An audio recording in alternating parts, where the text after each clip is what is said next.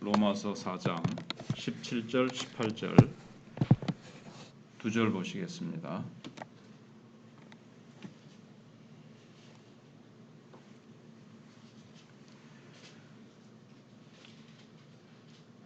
기록된 바 내가 너를 많은 민족의 조상으로 세웠다 하심과 같으니 그가 믿은 바 하나님은 죽은 자를 살리시며 없는 것을 있는 것으로 부르시는 이시니라. 아브라함이 바랄 수 없는 중에 바라고 믿었으니 이는 내 후손이 이와 같으리라 하신 말씀대로 많은 민족의 조상이 되게 하려 하심이라. 아멘. 여기 17절에 기록된 바 이렇게 되어 있습니다. 이것은 이제 창세기에 있는 역사적인 사건을 바울이 말하고자 하는 겁니다. 우리가 잘 알듯이 바울이 말하는 것은 지금 아브라함을 장막 밖으로 불러내서 이렇게 하늘의 별을 바라보게 하시고 네 자손이 이와 같으리라. 하늘을 우러러 묵별을 셀 수 있나 보라. 네가 이것을 셀 수 없거든 이 내 자손이 이와 같으리라. 그것들을 보라 하면서 아브라함아 내가 너로 열국의 아비가 되게 함이니라. 내가 내 후손으로 하늘의 별과 바닷가의 모래와 같게 하리라. 이렇게 이제 말씀하셨습니다. 그때 아브라함은 하나님 앞에 딱 서 있었습니다. 하나님은 아브라함을 보고 말씀하신 거죠. 나는 너를 모든 민족의 조상으로 세웠다. 하나님 앞에서 아브라함은 모든 민족의 아비가 된 겁니다. 하나님의 존전에 서 있는 모든 하나님을 믿는 후손의 아비가 된 것입니다. 아직 태어나진 않았죠. 그렇지만 앞으로 장차 태어날 수많은 믿음의 후손들의 아비가 될 것이다. 그리고 거기에는 예수 그리스도까지도 포함되어 있었습니다. 사실 현실적으로는 어떻습니까? 이삭의 아버지도 아직 되지 않은 상태, 이삭도 아직 태어나지 않은 상태입니다. 아브라함은 99세고 사라는 90세, 아기를 또 낳지 못하는 불임의 여성이었습니다. 이삭 한 사람 태어나는 것도 지금 불가능한 상태였습니다. 그러나 하나님 앞에서 아브라함은 이미 이삭과 모든 후손들의 아비였던 겁니다. 하나님 앞에서는 그렇습니다. 현실은 한 명도 없었지만 자손이 하나님은 이미 하나님 눈에는 하나님의 마음속에는 이미 아브라함은 모든 믿는 자들의 조상, 모든 민족의 조상이 된 겁니다. 그래서 하나님 앞에서 그렇다는 거죠. 그래서 아브라함은 모든 후손의 아비고 한없는 자손들의 아비고 모든 앞으로 믿음을 가지고 있는 자들, 믿게 될 자들이죠. 근데 그들의 아비고 육신을 따라서는 우리 주 예수 그리스도의 조상이 된 겁니다. 왜냐하면 우리가 잘 아는 대로 예수님은 아브라함의 혈통에서 나셨기 때문입니다. 그래서 아브라함을 보시고 그 빛 아래서 하나님께서는 그를 다 아셨습니다. 아브라함을 통해서 이삭이 또 이삭을 통해서 그 후손들이 계속해서 나올 것을 하나님은 아셨습니다. 그래서 하나님은 그렇게 아브라함을 보신 겁니다. 어떻게 하나님께서 이런 일을 하실 수 있습니까? 어떻게 이것이 가능합니까? 아브라함이 99세고 사라가 90세가 되었는데도 아브라함에게 하나님께서 어떻게 그렇게 말씀하실 수가 있습니까? 자연 법칙에 따르면 그 나이에 아이를 갖는 것은 이제 불가능합니다. 그런데도 하나님은 그렇게 말씀하시고 또 그것을 아십니다. 바울이 이제 대답을 해주죠. 하나님은 죽은 자를 살리시며 없는 것을 있는 것 같이 부르시는 이시니라. 이렇게 이제 말씀하십니다. 하나님께는 불가능이 없기 때문에 그리고 죽은 자를 살리실 수 있기 때문에 그렇습니다. 그래서 아브라함이 그렇게 말씀하실 수가 있는 겁니다. 그래서 아브라함과 사라가 아이를 생산할 수 있도록 사실은 살리신 거죠. 그 속에 죽어 있는 기능들을 살리신 거죠. 그리고 사실 아이를 낳는다는 것에 있어서는 죽은 사람이나 마찬가지죠. 그런데 하나님께서는 죽은 자를 산자처럼 부르시는 하나님이시기 때문에 이제 가능한 겁니다. 그래서 하나님께서는 두 사람을 살리신 셈이죠. 아브라함도 살리고 사라도 살리고. 그런데 그 후에 이삭의 번제 사건에서 보면 아브라함은 거기서 이제 경험한 거예요. 죽은 자를 산자처럼 부르신 하나님이시구나. 그러니까 이삭도 하나님께 죽여서 바친다 하더라도 하나님은 이삭을 살리시겠구나. 이렇게 이제 되는 거죠. 그게 이제 히브리서 11장에 나오죠. 아브라함이 시험을 받을 때 믿음으로 이삭을 드린 것은 하나님께서 능히 그를 죽은 자 가운데서 다시 살리실 줄을 알았기 때문이라. 이렇게 이제 믿었기 때문이라. 이렇게 나온 거죠. 그리고 이삭에게 일어난 이 사건을 보면서 먼 훗날에 내 후손 중에서 메시아가 나와서 독생자가 오셔서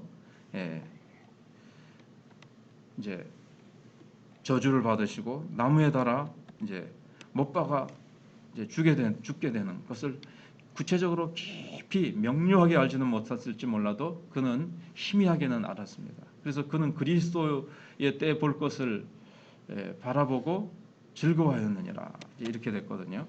그래서 장차 그리스도께서 오셔서 이삭을 대신해서 하나님께서 수양을 예비하시듯이 우리를 위해서 하나님께서 누군가 하나님의 이 메시아 독생자를 하나님께서 우리를 위해서 예비해 두시겠구나 하는 것을 아브라함은 이제 희미하게나마 멀리서 그렇게 알게 된 겁니다.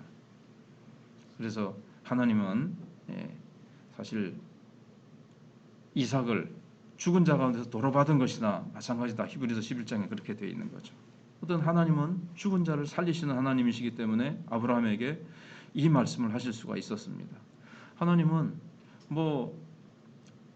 아무리 불가능한 일을 하실 때도 곤란하다고 생각도 안 하시고 하나님은 자신의 전능하신 능력을 알고 계시기 때문에 죽은 자를 살려내시는 것은 아무것도 아닙니다.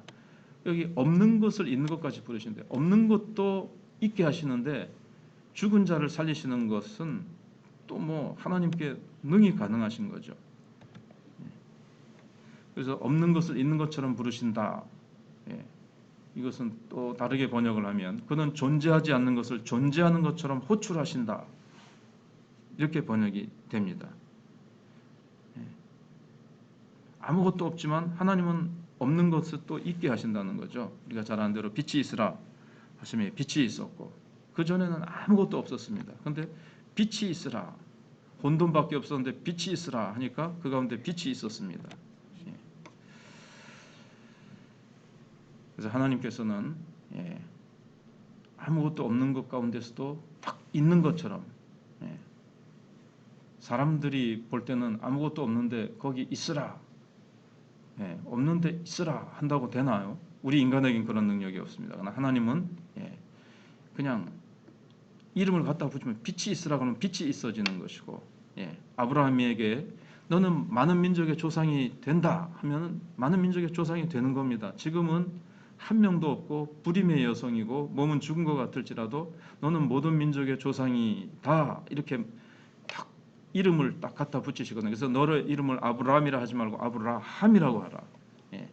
아브라함은 높은 자의 아비인데 아브라함은 우리가 아는 듯이 열국의 아비 이렇게 되는 겁니다.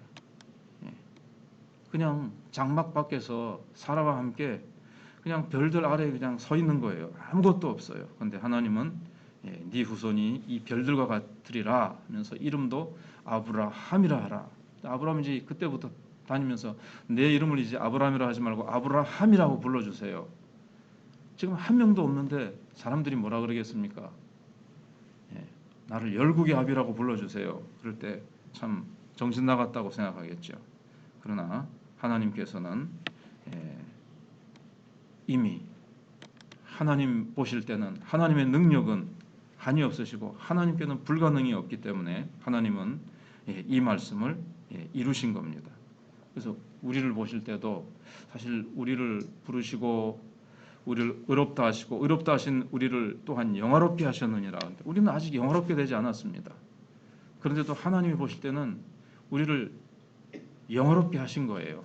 이거는 이제 틀림없이 이제 이루어질 일입니다. 하나님 앞에서 우리는 이미 영화롭게 된 것입니다. 그래서 우리는 하나님 보좌 우편에 앉아 있다고, 너희를 하나님의 우편에 앉히셨느니라, 하늘에 앉히셨다. 에베소서 2장 5절에 그렇게 되어 있죠. 하나님은 우리가 거기에 앉아 있는 것을 이미 아시는 거예요. 하나님 앞에서 아브라함이 이삭도 없고 아무도 후손이 없는데도 많은 민족의 아비로 탁 부르시니까 그렇게 되듯이, 그럼 이미 하나님께는 이루어진 거라는 거죠. 영원 세계에서 볼 때는.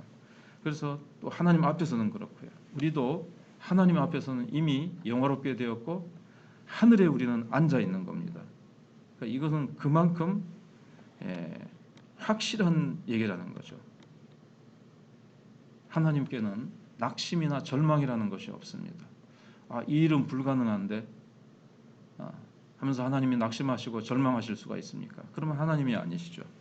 그래서 하나님은 허물과 죄로 죽었던 우리를 살리셨습니다.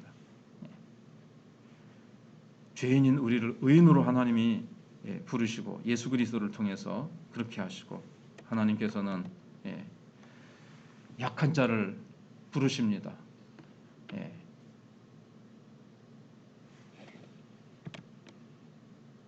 전한 것들을 부르십니다. 멸시받는 자들을 부르십니다. 그래서 있는 자, 똑똑한 자, 세상에 내놓으라고 하는 자들, 그런 자들을 하나님 앞에서 다 패하셔 버리십니다. 하나님은 약한 자를 들어서도 얼마든지 강한 자들을 부끄럽게 하실 수 있는 능력의 하나님이시기 때문에 그렇습니다.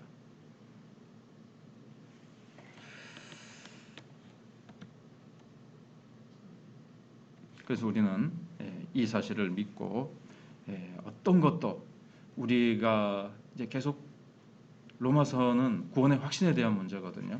그래서 뒤에도 계속 나옵니다만은, 하나님의 구원의 과정을 막을 수 있는 것은, 막을 수 있는 존재는 아무도 없습니다. 하나님을 좌절시킬 수가 없고, 하나님 우리를 부르시고 하나님께는 이미 우리를 영화롭게 하셨어요.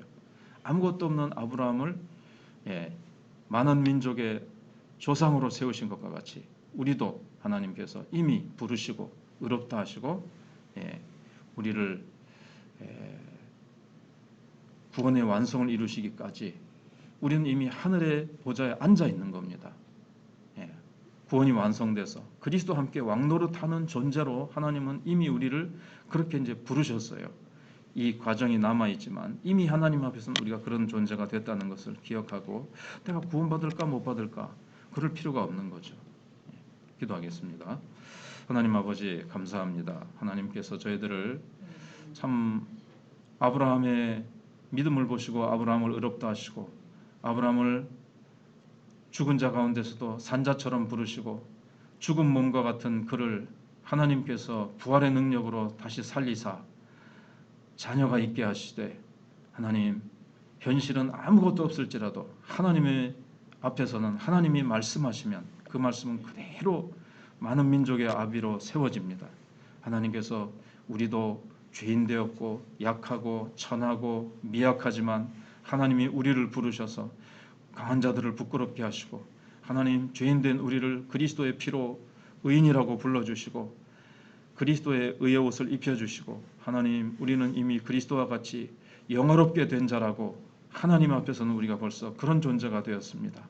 하나님 이 믿음을 가지고 나아가게 하시고, 또 이 믿음을 사용해서 없는 것을 있는 것처럼 부르시고 죽은 자를 산자처럼 부르시는 하나님을 우리가 아버지로 모시고 산즉, 우리도 우리의 삶 속에서 아브라함처럼 내 현실에 아무것도 없고 내 현실에 불가능해 보이는 일들도 하나님이 말씀하시면 하나님이 약속하신 것은 되리라고 믿고 믿음으로 붙들고 기도하면 하나님이 이루신다는 것을 믿음으로, 우리도 불가능을 극복하고 현실을 바라보며 사는 것이 아니라 불가능을 가능케 하시는 하나님을 바라보며 바울과 같이 내게 능력 주신 자에서 내가 모든 것을 할 수 있다라고 고백하며 나아가는 저희들 되게 해주시기를 원합니다.